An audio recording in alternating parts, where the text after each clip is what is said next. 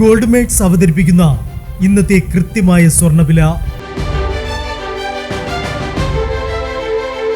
24 carrot സ്വർണം 1 gram 16,028 രൂപ.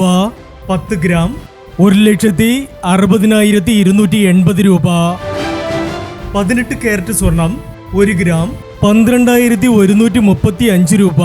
8 gram 97,080 രൂപ.